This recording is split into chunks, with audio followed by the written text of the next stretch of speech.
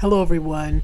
Based on the upcoming elections and everything that's happening around us, I wanted to do this quick video to just kind of get people into an empowering frame of mindset when it comes to the upcoming elections and how to do it from a place of empowerment instead of fear. Because how we do something, the energy, the type of energy we put behind it makes all the difference in the world as to the success level and that we can experience. So this is just a little bit of a reminder and maybe some new information for people that haven't listened to my videos before or watched my videos before. So if you want to have a little bit more understanding about the nature of energy and how it works in our lives and how it affects our lives, then you can go back and watch some of my previous videos. So the title of this video is, why getting Trump out of office is not a black agenda. All right, don't succumb to the fear. And, with the flux that we're living in with the pandemic, the COVID-19 pandemic and the protests, it's uncovering a lot of hidden truths. We're right now at the, what do you call it? You call it the perfect storm. Okay, it's a culmination of a combination of events that have uncovered things that were really not honestly addressed throughout our history and were forcibly suppressed throughout our history.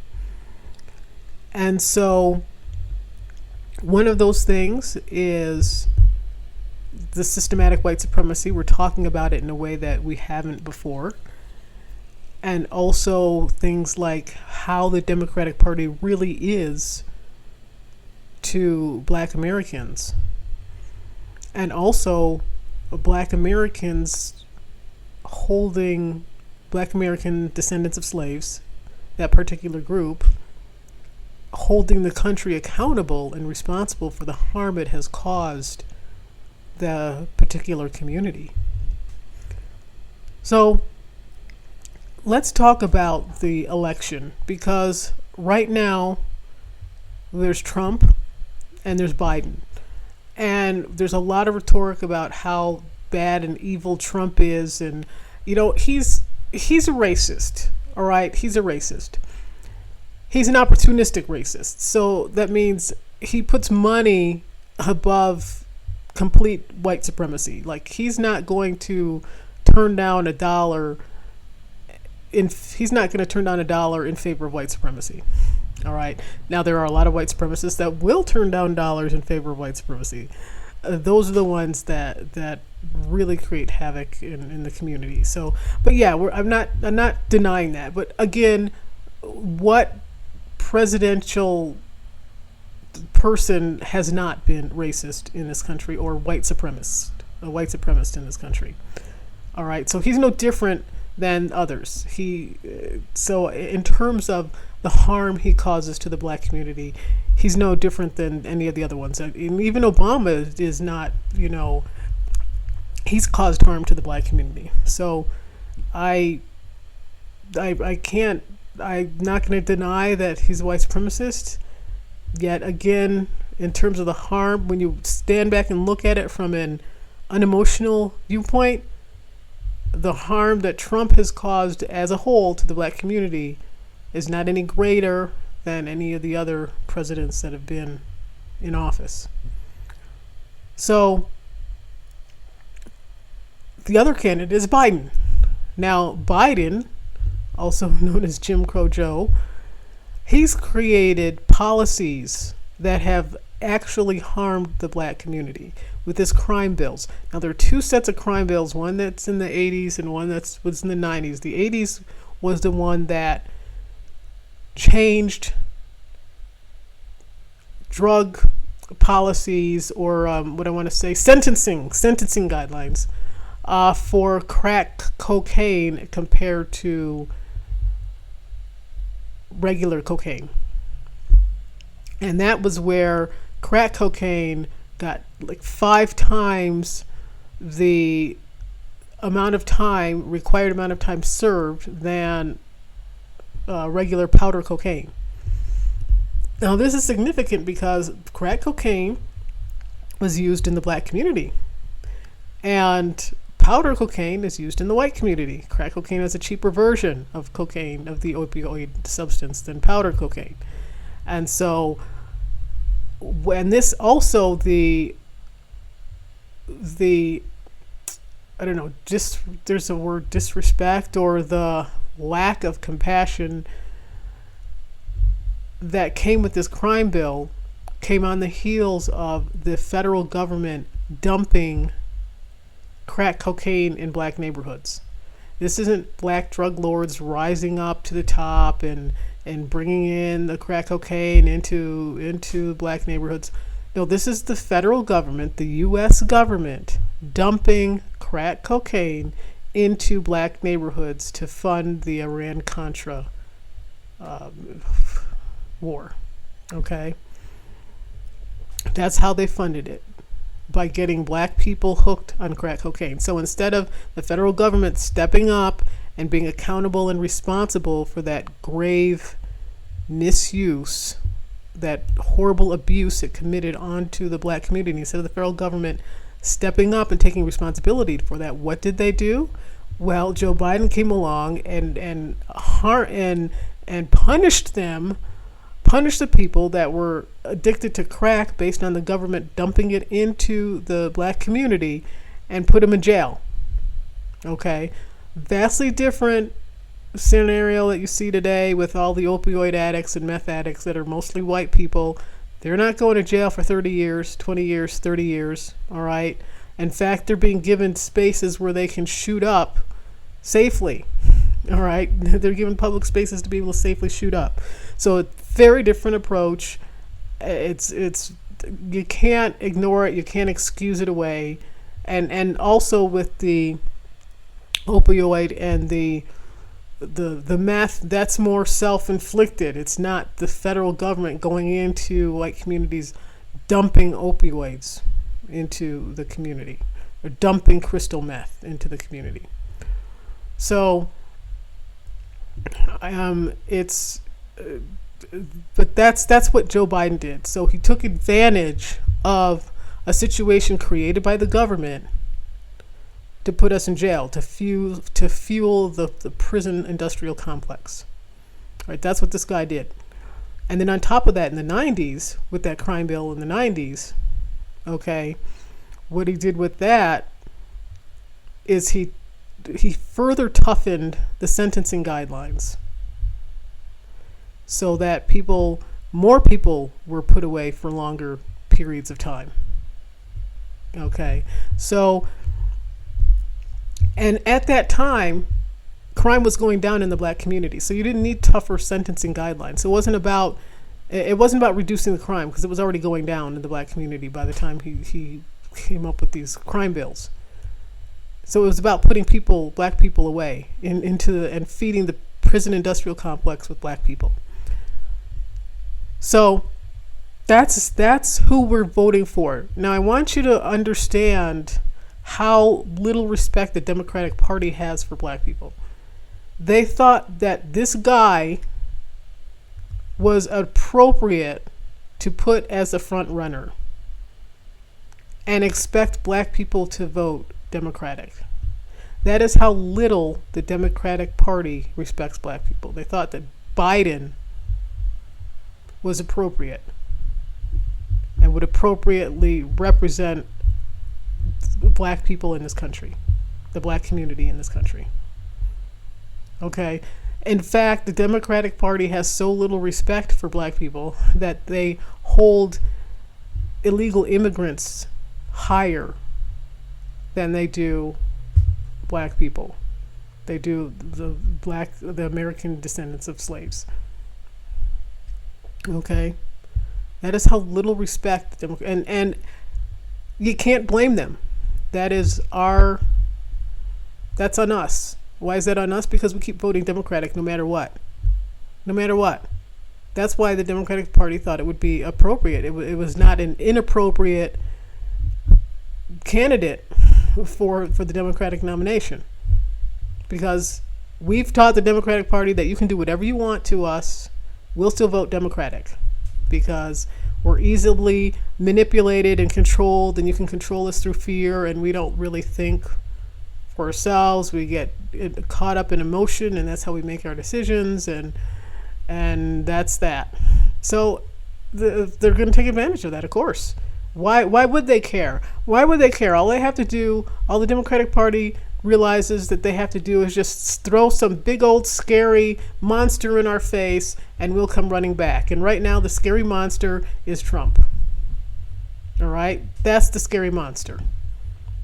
Now, he's got his issues, he's got his thing, but not voting for Trump or getting Trump out of office is not a black agenda. All right? It's not a black agenda. It's not. How is getting Trump out of office a specific black agenda? Tell me. Tell me. It's more of a democratic agenda. It's not a specific black agenda. So again, neither candidate has a specific black agenda or has come up with one for the black community. Neither candidate has. So again, I'm going to explain to you, all right, from an energetic viewpoint, the ramifications of voting and how you're voting and the energy behind what you're voting with. So just a quick background, everything is energy. It's based on energy. It's based on frequency. And what we do in the world is what we put out in the world, and is what we receive in the world on an energetic level. And what we receive in the world on an energetic level, what we put out in an energetic level, that is the reality. That is how our brains perceive the energy frequencies in this sea of energy frequencies we're wading through. That is what our brain perceives. And it's all influenced based on energy, based on our thoughts, feelings, and emotions. Because that's what we're projecting out there. That's the energy frequency we're projecting out there. Again, watch some of my older videos, and that will talk about the laws of energy. All right. So within that realm, to have what we want, we have to be accountable and responsible unconditionally, okay, not judging, to do what is required to have it. So if we want to have respect from the Democratic Party, if we want to have a black agenda from the Democratic Party, what are we willing to do to have it? Are we willing to hold the Democratic Party up to standards that they have to earn our vote? Or are we just going to give it to them because they scared us? They scared us into giving them, and to us giving them their vote because, ooh, big scary bad guy Trump. And again, he's not any more of a white supremacist than any of the other presidents. All of presidents we've had in this country have been white supremacists in one way or another, okay, to some level or degree. So it just is what it is. Or he's just another in a long line of them. He's presenting himself a little bit differently than all the other ones. He's presenting himself more honestly. He's not holding anything back. So, but not any less or greater than any of the other ones, whether they're Democrat or Republican. And you might say, well, Obama was black, so he wasn't a white supremacist. The reason why I use the term white supremacy instead of racism is because white supremacy is a system and it's an ideology. It's an ideology that everyone can play, whether you're white or not. Everyone can play and participate in the ideology of systematic white supremacy. So that's why it doesn't matter what, if you point out that this person's black or not, are they participating and promoting that ideology and that paradigm or not? Are they enabling that paradigm or not? All right. So it doesn't matter. The race doesn't matter. Now, again, if we want a black agenda, then we have to hold a party accountable for it. Right now, because we have the most influence in the Democratic Party, that's the one we'll start with. Okay, because we tend to vote unanimously Democratic. It's very interesting. They scared us enough to make us mostly vote Democratic. That's very fascinating. So I want you to think of that. It's like how well they've been able to manipulate and control us. The Democratic Party has been able to manipulate and control us. Are we going to take that back? Are we going to take back our power? Because we've been using it irresponsibly. Are we going to take it back by using it responsibly? All right? And that means focusing on what we want. All right? Or are we going to continue to vote for the Democratic Party even though we know it's been proven that the Democratic Party has a policy of benign neglect when it comes to the black community. What's benign neglect? Don't offer them anything. Don't promise them anything. Just kind of go to their gatherings, sing and dance a little bit, say we carry some hot sauce in our purse, talk a little bit or with an urban slang, and that's all they want. That's all they're asking for. Go to their church and pray with them for a little bit, eat some fried chicken with them. That's all they need. They don't need anything else. And that's on us, because that's the only thing we required from them. That's what I mean by being responsible and accountable. If that's all we require for them, then we can't complain that they have this benign neglect policy. They have it because they know they can have it and they know they can get away with it. So what are we going to do about it? Are we going to say, you know what? That was a game of the past. This is a new day, new game. Or are we going to continue same old, same old? If we continue same old, we have no right to complain about how the Democratic Party treats us. No right whatsoever, because we are not commanding from them how we want to be treated. So, what are some of the things, other actions, or what are some of the things that the Democratic Party has done to show us this benign neglect? Again, like I said earlier, illegal aliens are now more important to the Democratic Party. They have specific agendas for people that aren't even citizens in this country. Do you understand where we are placed, where we've allowed ourselves to be placed because we haven't demanded respect. We haven't demanded it. We haven't commanded it. I mean, think about it. A political party expects our vote, and on top of it, they put people that aren't even citizens in this country and can't vote ahead of us in regards to agendas.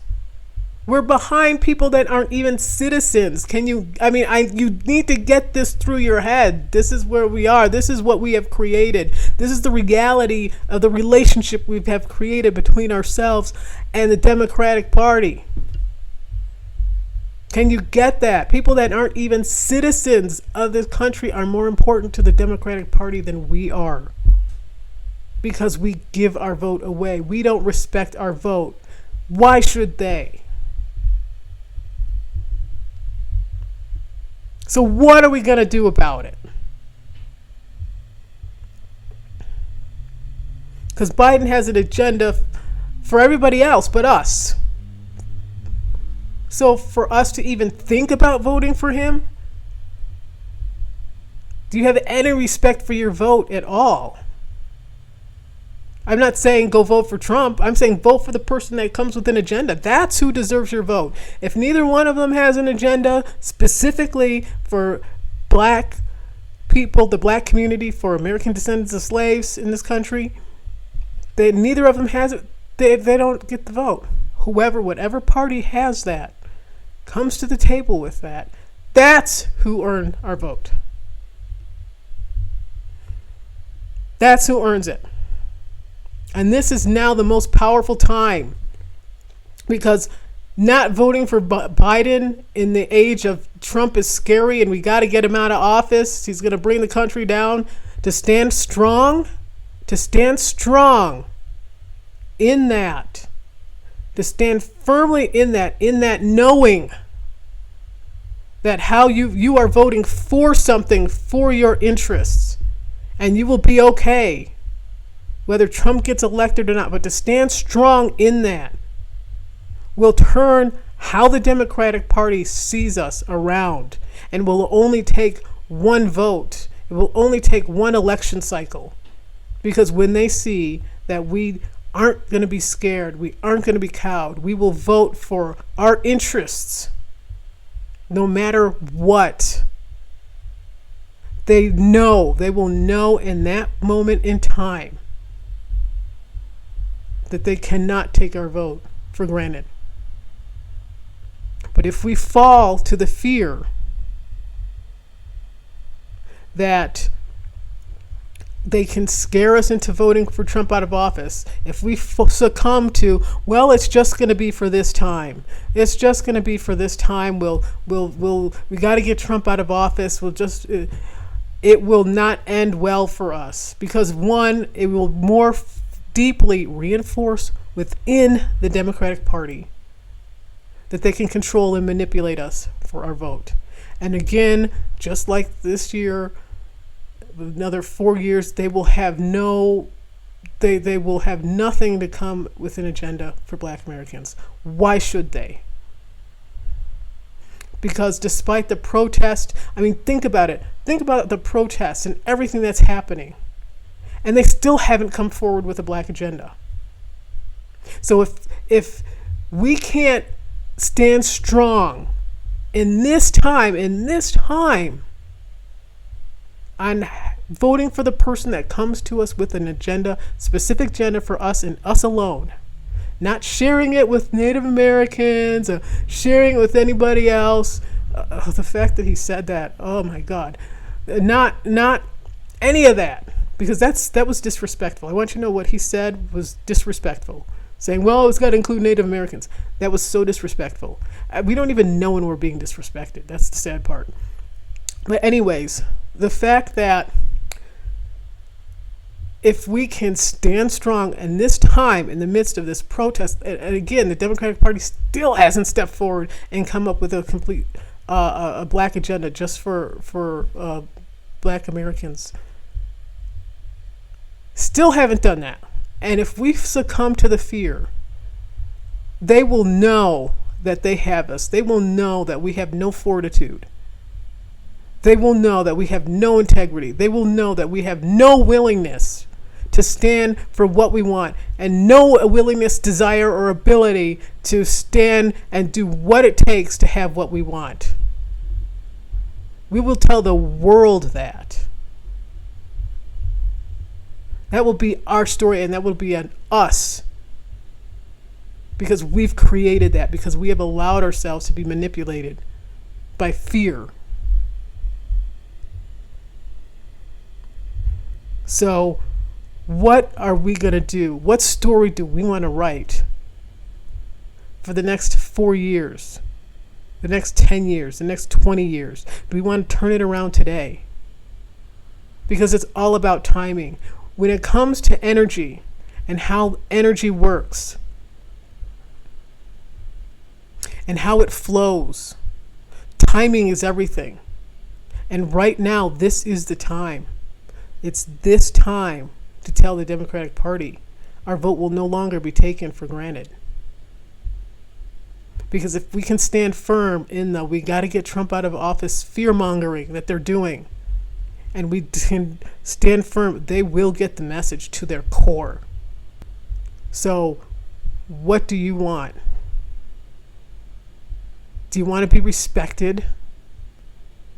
Do you want to be empowered? Do you want to regain your strength, regain your integrity, regain your self-respect? What do you want? And that's everything that I have to say. So, thank you for listening. If you like this video, please like, comment, subscribe, and share it with others. And I will see you on the next video.